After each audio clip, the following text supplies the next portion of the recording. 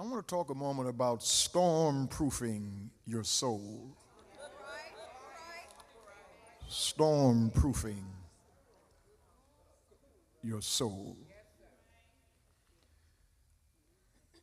The entire country almost is under a winter storm watch or a winter storm warning. Channel 11, Channel 2, Channel 13, Channel 9, Channel 26, the Weather Channel, CNN, almost all news sources are giving the nation warnings about a storm, a winter storm. My mother used to say that she believed that there was a cahoots between the weather people and Walmart and H-E-B and the stores, because everybody's making money. You can't find bread, you can't find milk, there's no water on the shelves, all the wieners are gone, all the chicken is missing, because everybody is storm-proofing, as if it's going to last until June. People are stocked up.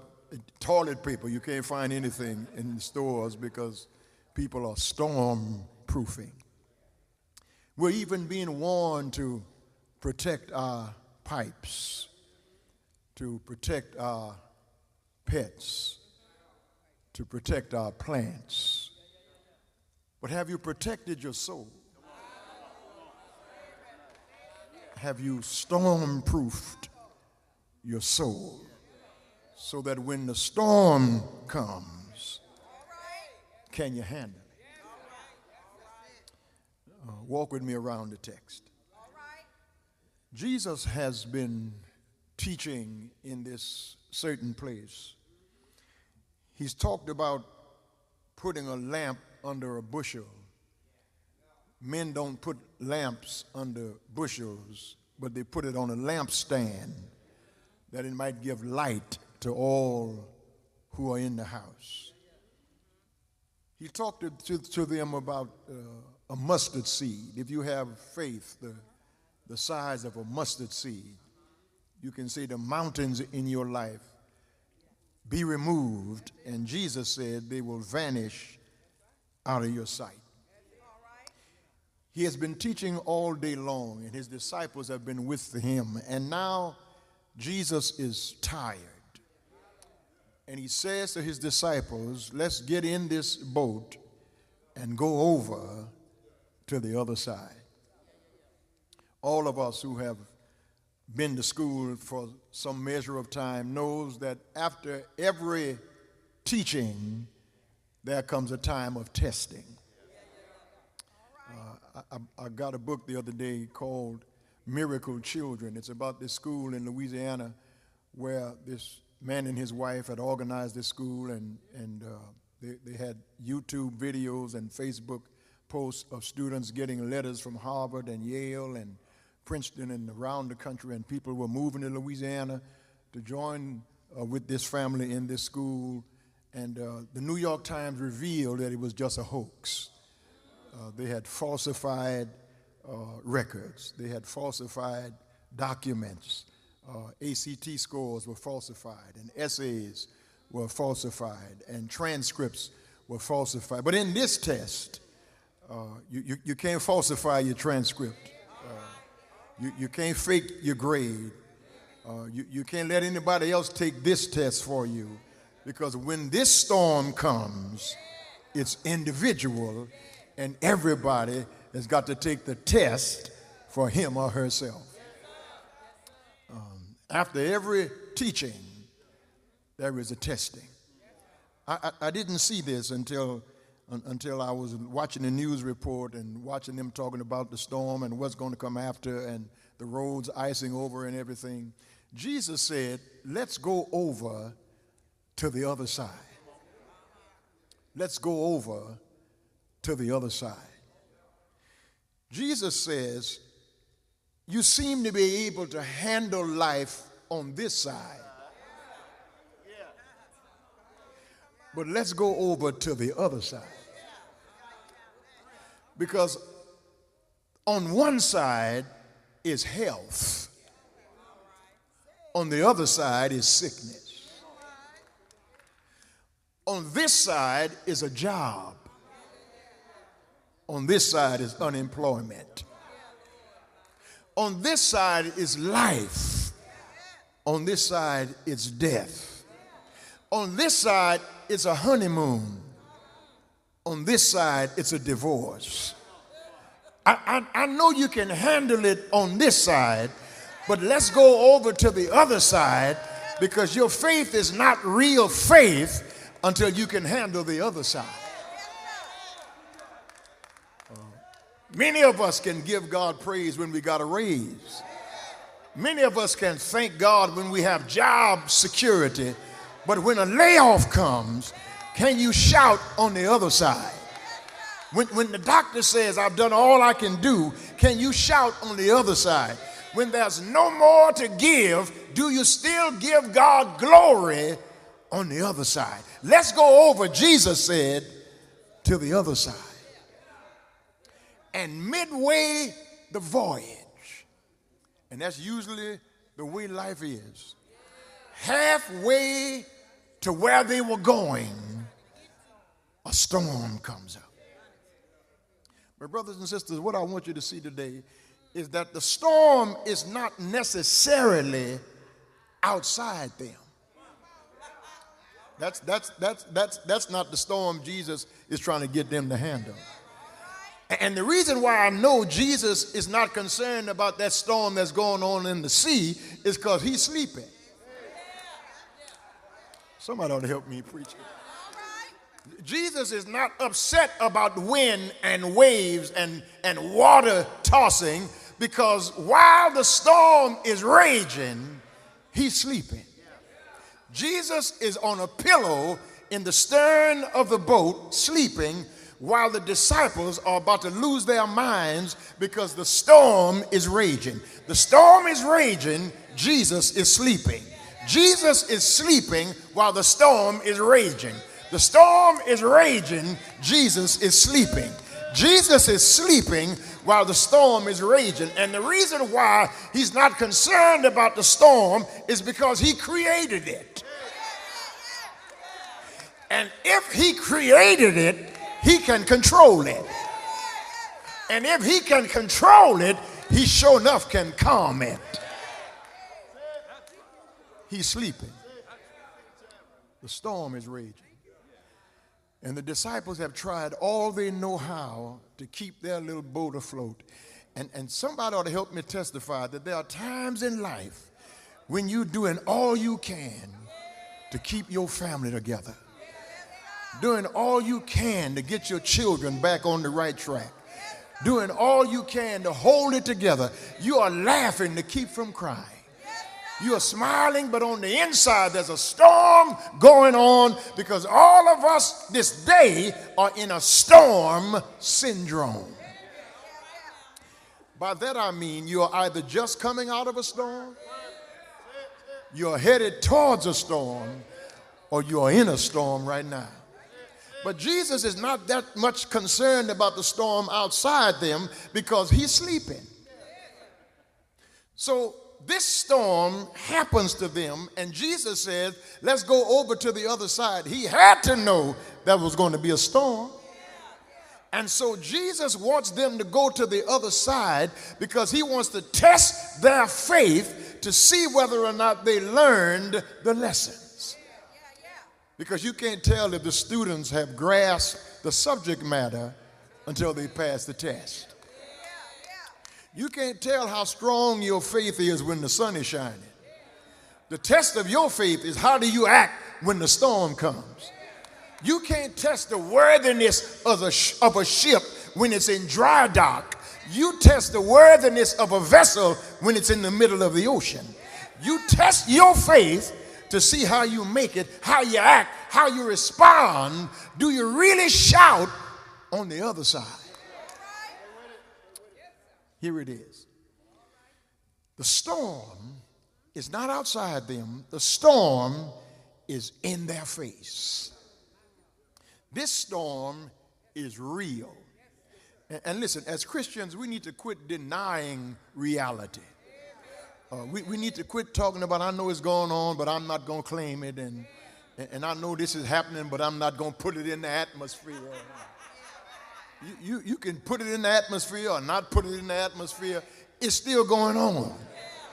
If you have cancer, stop talking about, I'm not going to put that in the atmosphere. You got cancer.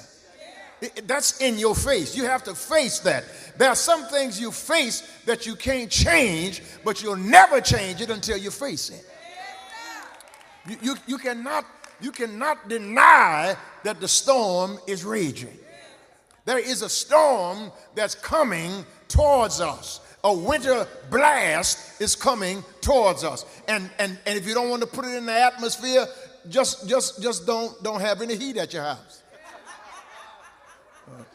If you don't want it in the atmosphere, just don't cover your pipes. If you don't want it in the atmosphere, leave your dog outside. If you don't want it in the atmosphere, just go to bed. Don't get no groceries. Don't turn the fire on. We'll find you stiff as a board because you didn't put it in the atmosphere. You have to face the fact that life is full of storms. Storms of doubt. Storms of depression. Storms of heartbreak. There are times when you just need to chill and face the fact that you are in this. You're not, God is not going to get you out of it until you pass. You can cry, you can moan, you can weep. The storm is not going to let up until you come out of it. But let me front load this little sermon today by telling you that every storm will eventually run out of rain.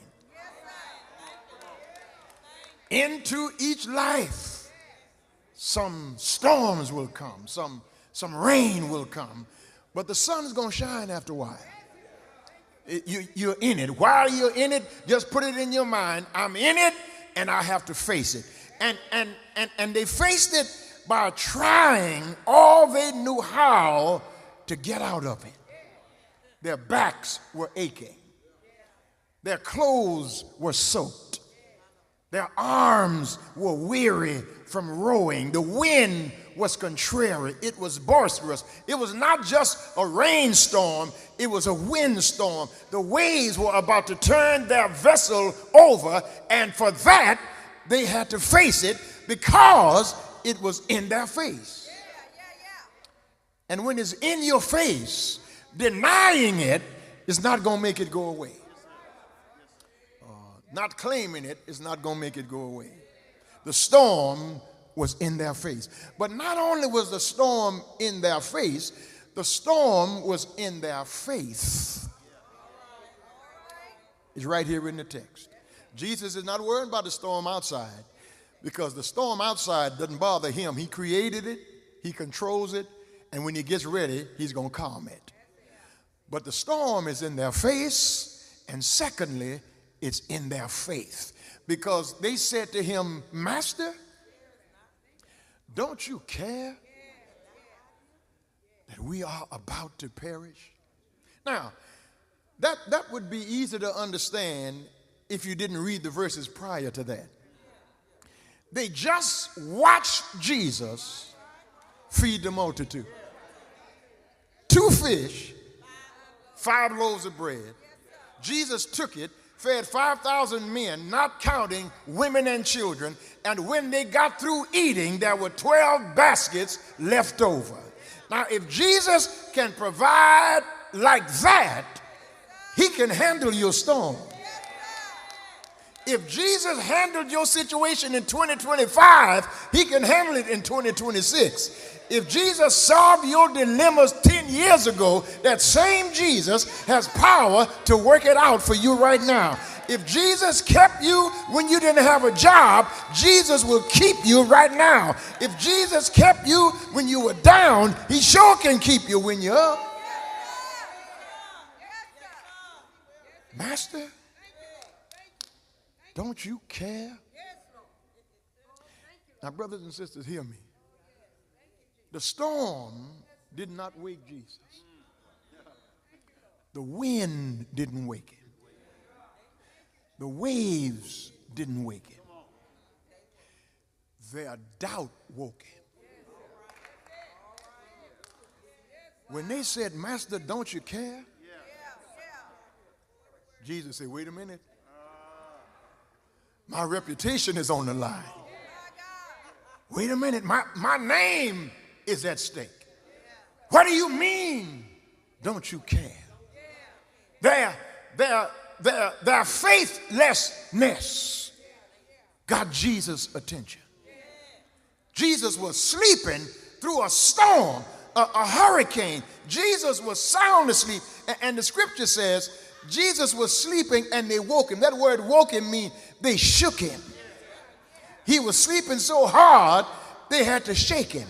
And when they said, Master, don't you care? Jesus got up. Didn't say a word. Stood on board that little vessel, waved his hand. And the King James, I like the way the King James writes it. The King James says, Jesus said, peace, comma, be still, period. Somebody gonna shout here in a minute. Peace, comma, be still, period. Peace, I'm talking to you. Be still, that's enough. And when Jesus said, be still, the wind ceased. The waves calmed. Because Jesus said, peace, comma, be still, period. And when Jesus said, peace, be still, that was the end of it. And Jesus can come in your storm today and say, peace, be still, and that will be the end of it. Your storm might still be raging, but it won't touch your faith. Your storm might still be alive, but it won't bother your testimony. The storm might still be making noise, but like Jesus, you can go to sleep. Because he that keepeth thee shall neither slumber nor sleep. The Lord is my keeper. The Lord is the shade upon my right hand. The sun shall not smite me by day, nor the moon by night. For the Lord shall preserve my soul. He shall preserve my going out and my coming in from this time forth and even forevermore. Jesus said, peace, be still. And there was a great calm. The storm was in their face. It was in their faith, and it was finally in their fears. For Jesus said, "O ye of little faith, why did you doubt? You just watch me feed the multitude.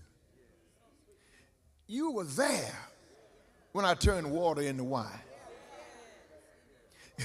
You saw that woman about to bury her only son, and I put my hand on the casket and he came back to life. You were there when this demoniac couldn't even be kept with chains, and I healed him and he was clothed and in his right mind. You saw me do all of that. Why did you doubt?" And I want to ask somebody in here today, God kept you all your life, and a little storm just blew up here tomorrow, and you talking about, Lord, I don't know how we gonna make it. That crazy man in the White House, I don't know what black people gonna do. Black people gonna do what they always done. We gonna trust in the Lord with all our hearts and lean not on our own understanding, and in all our ways we gonna acknowledge him, and he's able to keep our paths straight. Why did you doubt? Why did you doubt? And the scripture says, when the wind ceased and the waves died down, the disciples looked at each other and said, what kind of man is this that even the wind and the sea obey him? What kind of man is this who can take a drug addict and make him a deacon? What kind of man is this who can take a liar and stand him up to preach the gospel? What kind of man is this who can pull a woman off the street and let her sing in the choir? What kind of man is this who can take a broken person and put them back together again? What kind of man is? I'll tell you what kind of man is this. He's God in the flesh. He's a rock in a weary land. He's a shelter in a time of storm. He's a way out of no way. He's a friend when you're friend. That's the kind of man he is.